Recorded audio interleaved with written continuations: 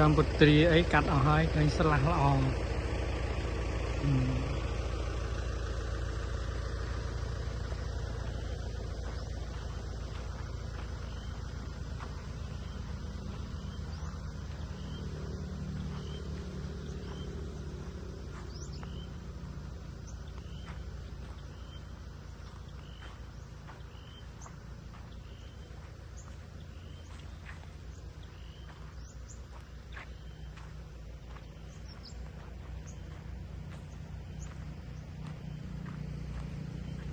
អាភ្នុនេះយើងមានតែ